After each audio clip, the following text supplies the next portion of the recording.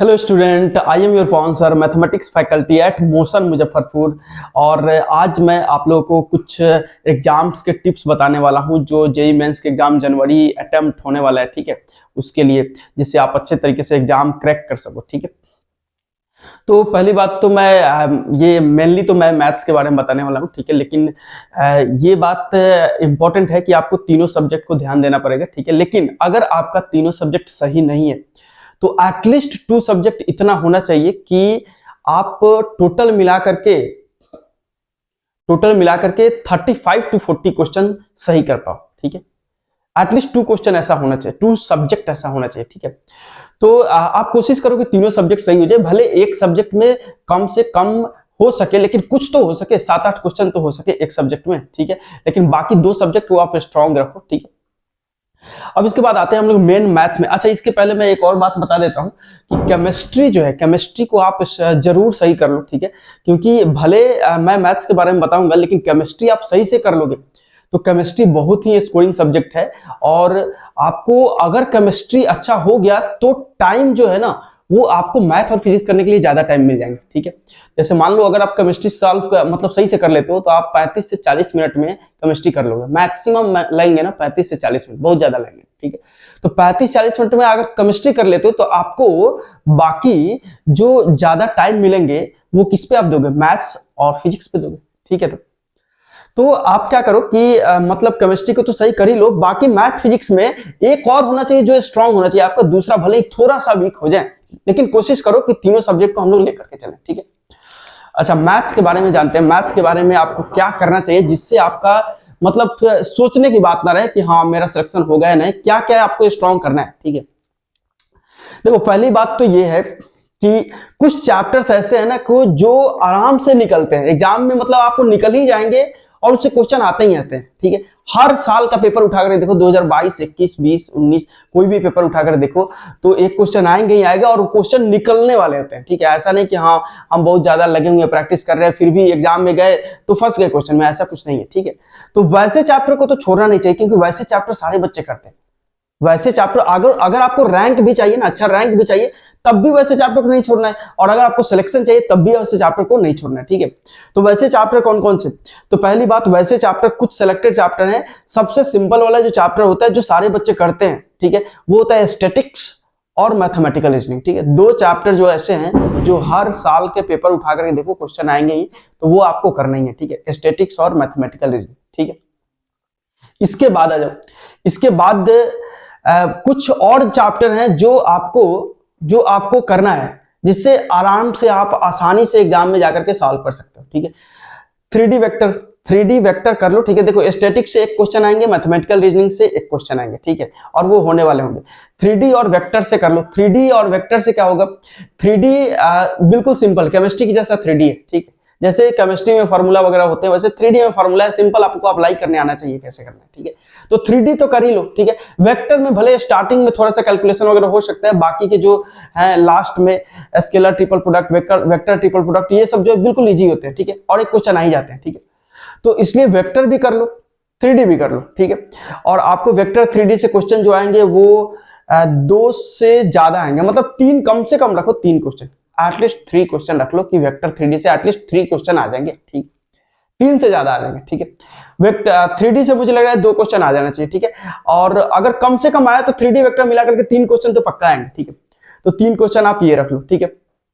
उसके बाद आ जाओ, उसके बाद आ जाओ, इसके बाद किसमें, कैलकुलस में आ जाओ, ठीक है। कैलकुलस का पोर्शन आपको क्या करना है, कैलकुलस में इंटीग्रल कैलकुलस का कुछ पार्ट है ना जो फिक्स आता है, जैसे डिफरेंशियल इक्वेशन से एक क्वेश्चन आना ही आना है, हर साल का एक क्वेश्चन आना ही आना है, लेकिन उसमें भी 90% चांस रहता है कि लीनियर डिफरेंशियल इक्वेशन से आ जाए। लीनियर डिफरेंशियल इक्वेशन इतना फेमस है ना कि उससे हर साल एक क्वेश्चन, ठीक है।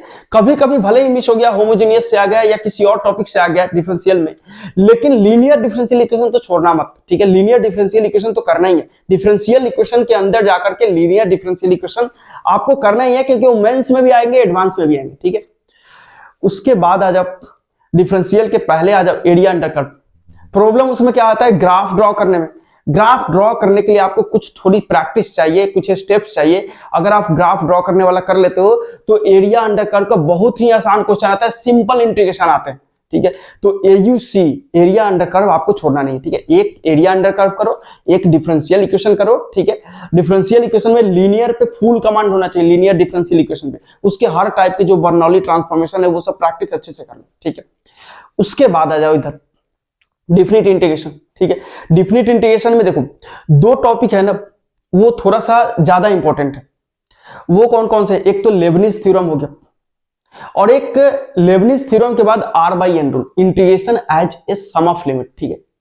ये टॉपिक और लेबनिज थ्योरम, इन दोनों से क्वेश्चन आते हैं। आपको लगता है कि ये लिमिट का क्वेश्चन है, लेकिन क्वेश्चन कहां से? Integration as a sum of limit का, इंटीग्रेशन का क्वेश्चन आ जाता है, ठीक है। तो इसलिए लिमिट का क्वेश्चन आता है, तो ये जरूरी नहीं है कि आपको लिमिट वाले चैप्टर से दे दे, वो उठा करके दे सकता है इंटीग्रेशन वाले चैप्टर से, ठीक है।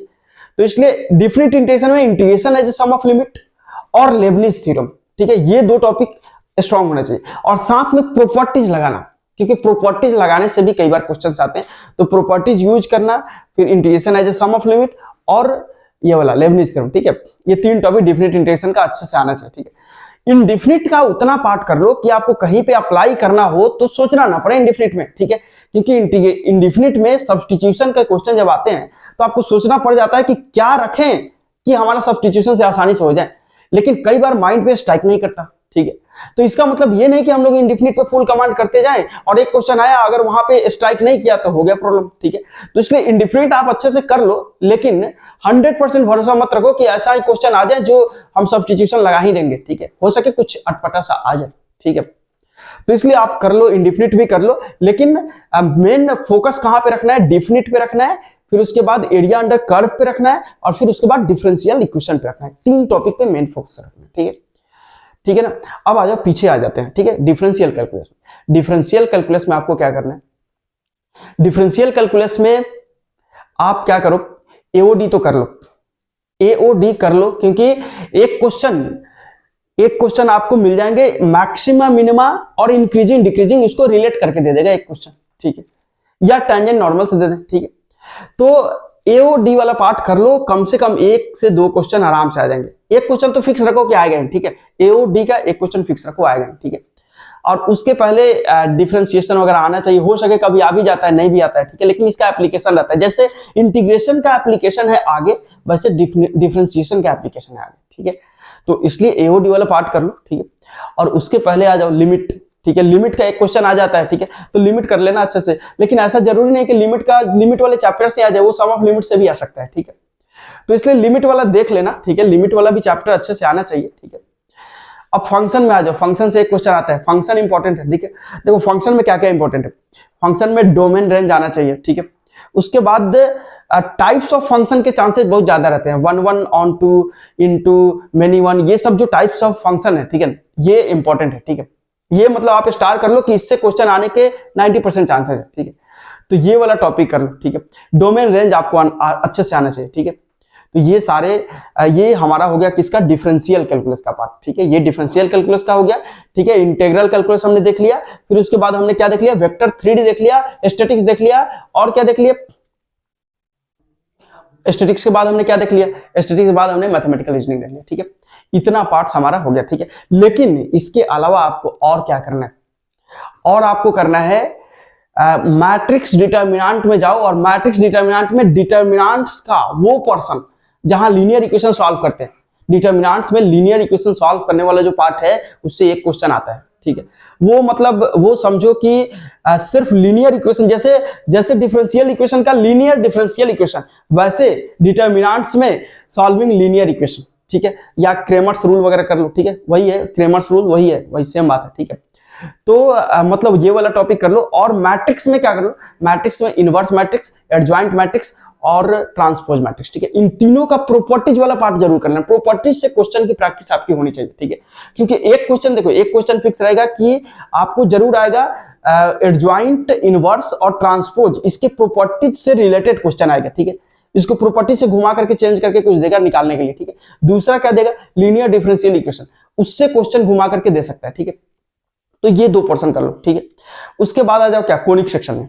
कोनिक सेक्शन का पार्ट कर लो, पैराबोला से ज्यादातर क्वेश्चन आते हैं, ठीक है, तो पैराबोला वाला पार्ट कर लो, ठीक है, या पैराबोला, इलिप्स या फिर सर्कल रिलेट भी कर सकता है, ठीक है, तो कोनिक सेक्शन वाला पार्ट कर लो, वो इंपॉर्टेंट है, ठीक है, क्योंकि सर्कल अगर पैराबोला आप अच्छे से कर लेते हो ना, तो उसमें क्या इंपॉर्टेंट है कि इलिप्स भी हो जाएगा, हाइपरबोला भी हो जाएगा।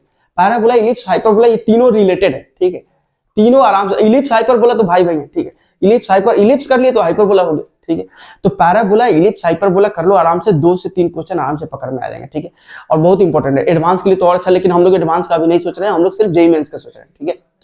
अब इसके पहले आ जाओ, एक और टॉपिक है बहुत इंपॉर्टेंट है, आईटीएफ, एक क्वेश्चन फिक्स रहता है, आईटीएफ से एक क्वेश्चन फिक्स रहता है, बाइनोमियल से एक क्वेश्चन फिक्स रहता है, क्वाड्रेटिक इक्वेशन से एक क्वेश्चन फिक्स रहता है, ठीक है, तो ये 3 चैप्टर कर लो।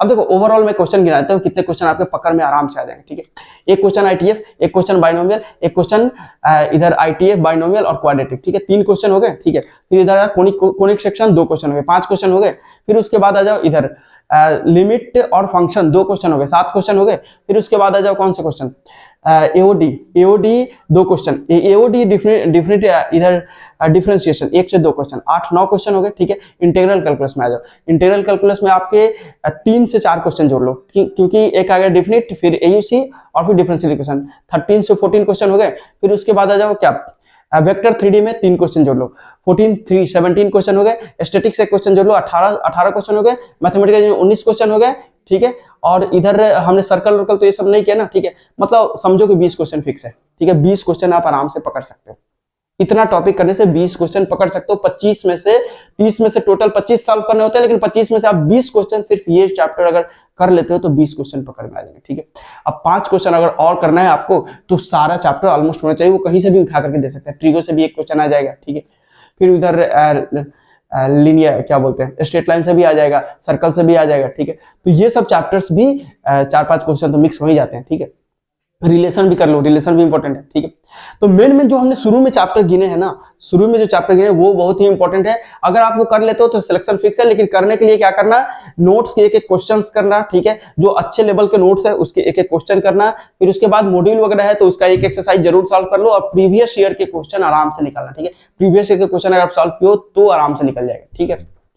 चलो ठीक है बच्चों, फिर आप लोग तैयारी करो, ठीक है, और मेरे तरफ से गुड लक फॉर एग्जाम, ठीक है, और अच्छे से एग्जाम दो, काफी मेहनत करो, बस 20% दिन रात पढ़ाई करो, ठीक है, दिन रात प्रैक्टिस करो, ठीक है, जितना हो सके उतना प्रैक्टिस करो, ठीक है। चलो ठीक है, फिर मिलते हैं, ओके बाय।